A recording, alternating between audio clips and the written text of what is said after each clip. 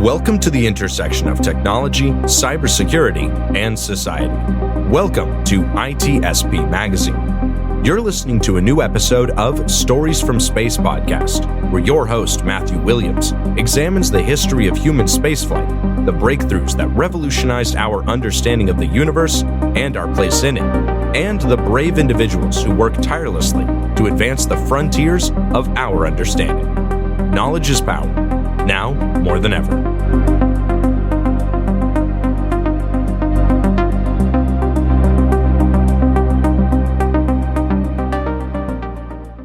The authors acknowledge that this podcast was recorded on the traditional, unceded lands of the Lekwungen peoples.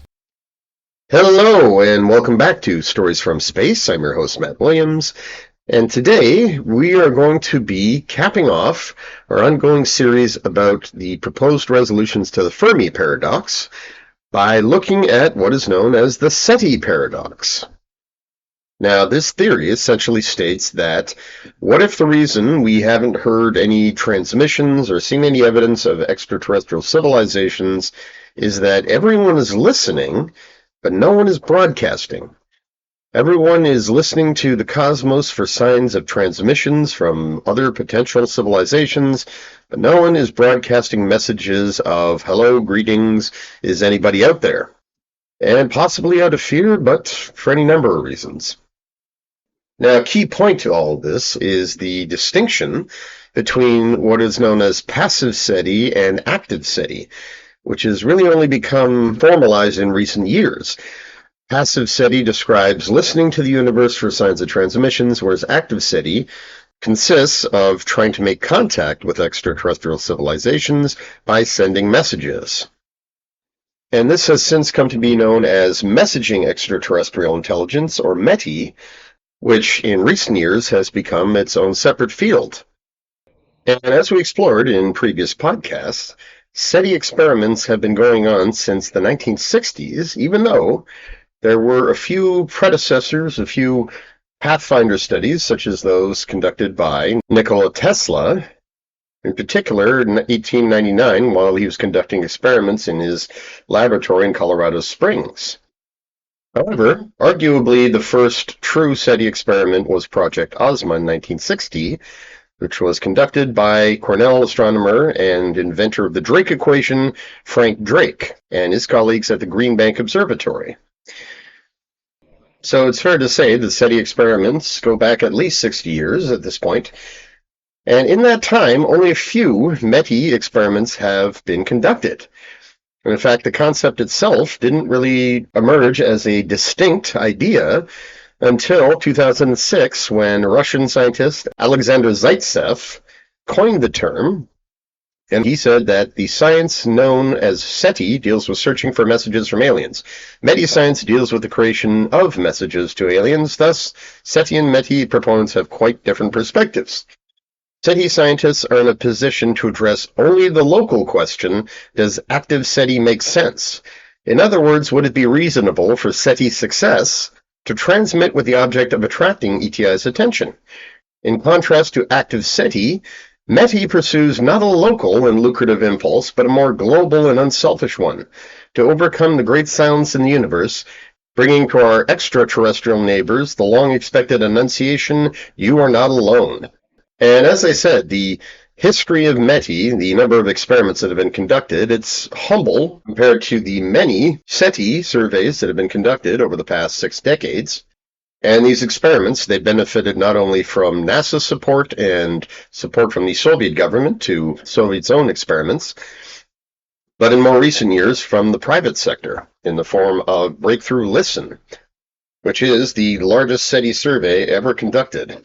It began in January 2016 as part of a 10-year experiment with $100 million in funding and thousands of hours of dedicated telescope time from multiple state-of-the-art facilities, including the Green Bank telescope, the same facility where Project Ozma was conducted.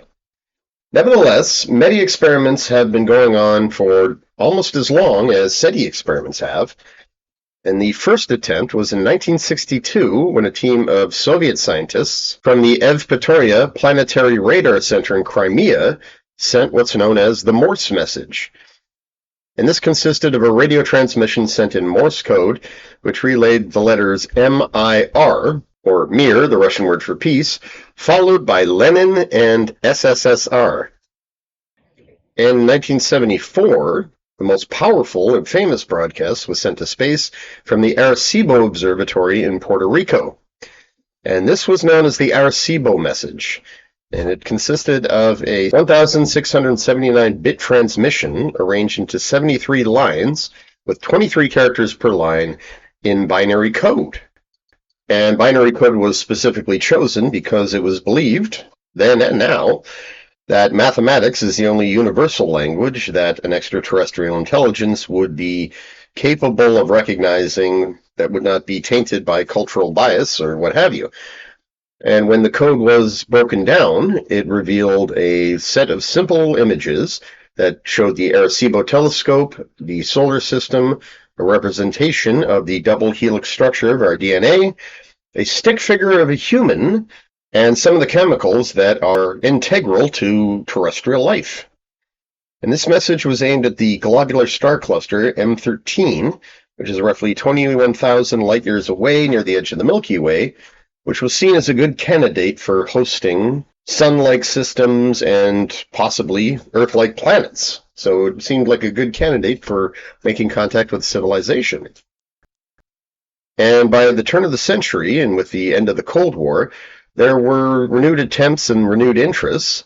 Between 1999 and 2003, scientists, once again at the Evpatoria Planetary Radar Center, sent 3 transmissions out that were named Cosmic Call 1, Teenage Message, and Cosmic Call 2.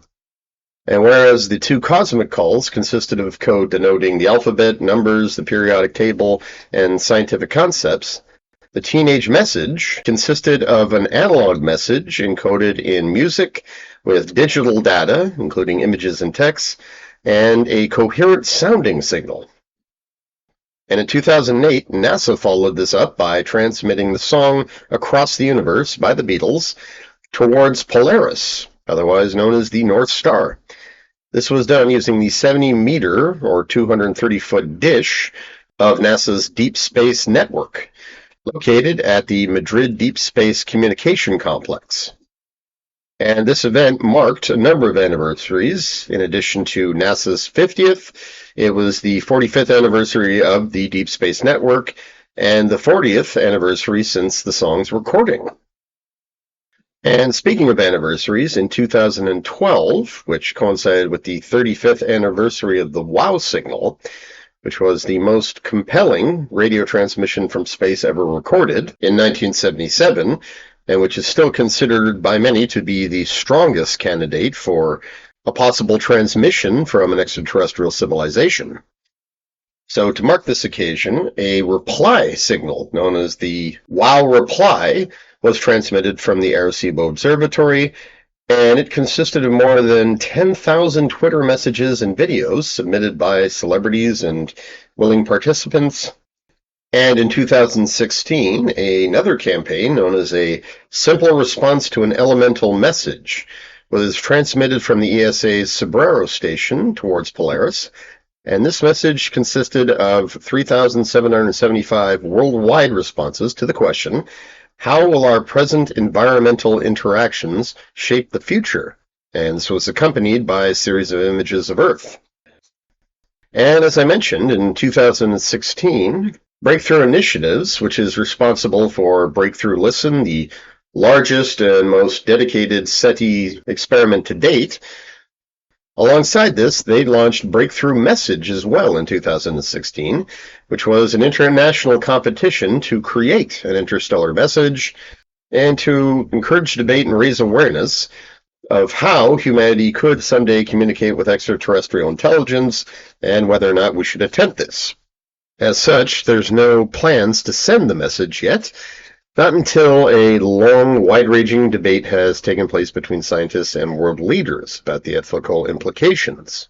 And so, while METI experiments have been ongoing and have been taking place as long as SETI experiments have, there is a disparity between the two in terms of overall funding, commitment, effort, and just the sheer number of experiments taking place. In fact, according to Zaitsev, the ratio between METI and SETI experiments is about 1 to 100. So about 1% as much effort has gone into messaging extraterrestrials as it has searching for signs of their transmissions. And as Zaitsev explained, this data followed from a review of Jill Tarter's collection of papers, which were called SETI 2020, released in 2003. Jill Tarter being the famed SETI researcher for whom the character in Contact, Carl Sagan's story and the movie adaptation about SETI researchers making contact for the first time, the character played by Jodie Foster was based on Jill Tarter. And according to her collection of papers, Zaitsev said, it lists 100 various SETI programs starting from the first Ozma project to our time. The total time of search is several years, whereas the total transmission time is only 37 hours. This characterizes the attitude of researchers. However, we must also take into account the METI phobia inherent to the planetary consciousness as a whole. In short, he was saying that, yes, the reason why SETI experiments outnumber METI experiments is because there is a lot of fear, some would say entirely justified fear, that by sending out transmissions of greetings and is anybody out there and alerting the universe to our presence, that we are tempting fate, basically. We are letting a potentially hostile, more advanced species out there, or several, we're letting them know exactly where we are, and we are practically rolling out the welcome mat to them. And this is something that a number of scientists have cautioned against, not the least of which is Stephen Hawking and famed scientist and author David Brin. In 2006, Brin published an article titled, "Should We Be Shouting at the Cosmos?" where he summarized the objections that many notable scientists had to METI. And as he put it, let there be no mistake. METI is a very different thing than passively sifting for signals from outer space. Carl Sagan, one of the greatest SETI supporters and a deep believer in the notion of altruistic alien civilizations, called such a move deeply unwise and immature. Even Frank Drake, who famously sent the Arecibo message towards the Andromeda Galaxy in 1974, considered active SETI to be, at best, a stunt and generally a waste of time. Sagan, along with early SETI pioneer Philip Morrison, recommended that the newest children in a strange and uncertain cosmos should listen quietly for a long time, patiently learning about the universe and comparing notes before shouting into an unknown jungle that we do not understand. But of course, what if this is the reason that humanity hasn't heard any signals yet in the course of its SETI experiments? What if, in fact, we are not the newcomers to this whole cosmic arena? If, in fact, life and technologically advanced civilizations, if they're a recent addition to the universe, then it would make sense that all civilizations that are currently existing in the Milky Way right now are holding back when it comes to broadcasting their existence because they don't know what's out there. They fear that they could be inviting an invasion or an attack by a hostile species. And this, of course, is very much in keeping with the dark forest hypothesis, which we reviewed in another episode. And this essentially argues that intelligent civilizations are not in the habit of broadcasting their existence because of a little thing known as chains of suspicion. In this case, you have benevolent civilizations who may very well outnumber malevolent ones by 10, 100, 1,000 to 1. But given the fact that we don't know what the intentions of any other civilization are, we are not prepared to make contact with them. We're not prepared to advertise our existence. Malevolent civilizations, on the other hand, would very likely project their own intentions onto others and assume that if they were to broadcast, "Here we are, is anybody out there?" that another civilization would capitalize on that. And further, in keeping with the chain of suspicion, A benevolent civilization and otherwise peaceful civilization is left to consider whether it would be wise to attack first and ask questions later, rather than risk being overrun by a malevolent civilization. So there is an inherent logic to this. There is a certain instinctive logic to it.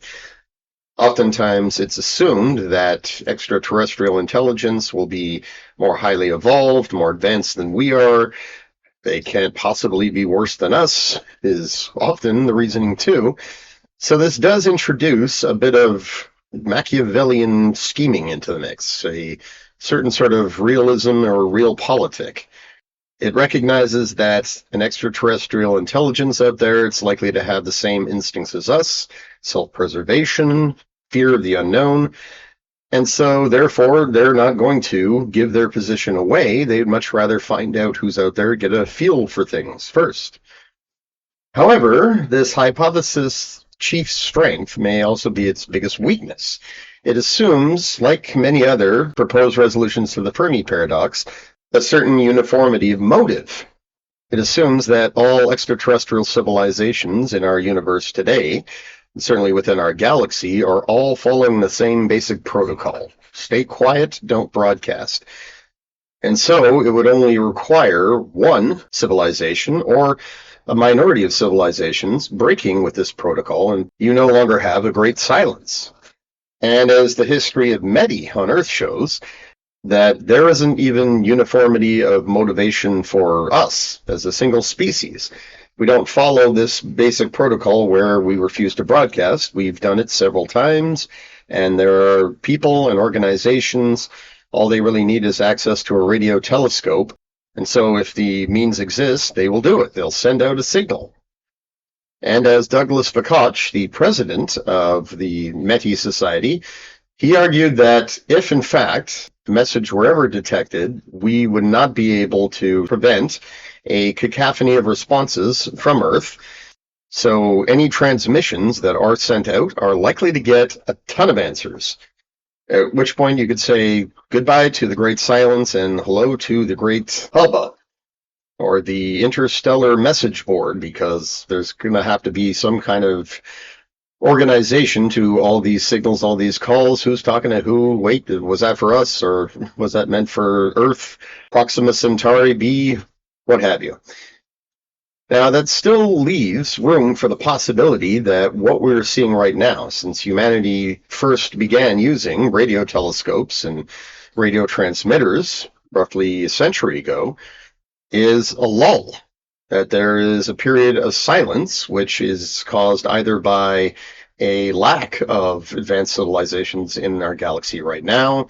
Perhaps the older ones died off, or they transcended in the sense that they are using advanced technology to communicate that we would have no means of listening to, such as quantum communications, it's one suggestion, or solar gravitational lenses to send enhanced signals with quantum encryption. Or that, in fact, we're currently in a state of transition where civilizations exist in multiple places in our galaxy, not yet close enough to listen in on just radio traffic, radio noise that's been broadcast from Earth for, yes, about a century now. And that they too are concerned and wary about sending out a message of sufficient strength to truly reach another star system, or better yet, towards a star system they know has habitable planets. And so therefore, we may be finding ourselves in a period where a whole bunch of species are capable of making contact, or they're getting to the point where there would be, and we're all just waiting for somebody to make the first move, because we all share the same basic fear. So that too does assume a certain uniformity of motive, but with the caveat that this won't last. Our galaxy may have been noisy before, and it may once again become noisy. We're just in a intervening period where there's no discernible radio traffic that we can pick up on right now. And as always, there's the argument that perhaps we're just not listening in on the right frequencies, we're not tuned to the right station, so to speak, that we're not looking in the right place, and that we need to consider other technosignatures. And so, like every other proposed Fermi Paradox solution, the SETI Paradox reminds us that we have a limited frame of reference, and anything we suggest is going to be subject to assumptions and bias, and yet we really have no choice but to soldier on with that and attempt to test these theories. By coming up with hypothetical scenarios, we therefore establish constraints on what we're looking for, where we're looking for it, and eliminating certain possibilities and certain ranges of frequencies. With every strategy that we test, even though it may reveal no evidence of extraterrestrial life out there, it moves the ball forward or pushes the rock just a little bit more up that hill. It's much like rocket testing. There really is no such thing as failure.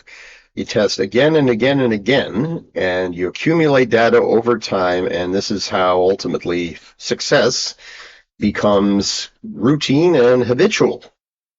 So, in short, we just need to keep looking, and we need to keep coming up with theories that we can test. Not only because it gives us something to look for, but it lets us know if the tests fail to produce any viable technosignatures, we know what not to look for.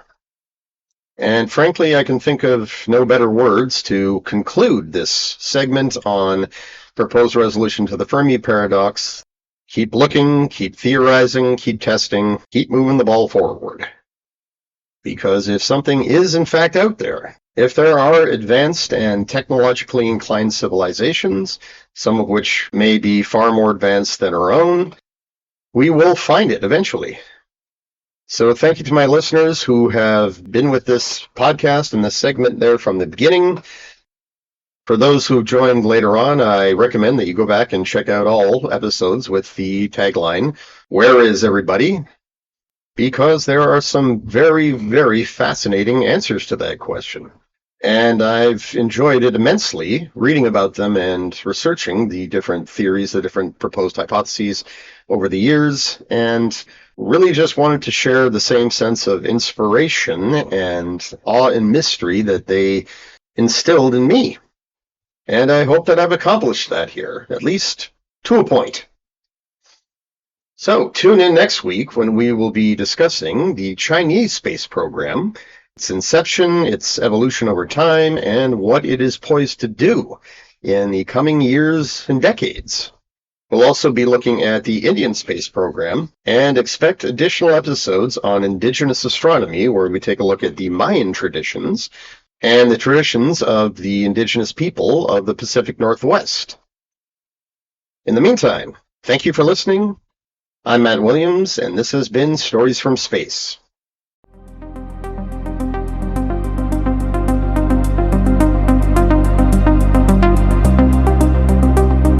We hope you enjoyed this episode of Stories from Space podcast with Matthew Williams.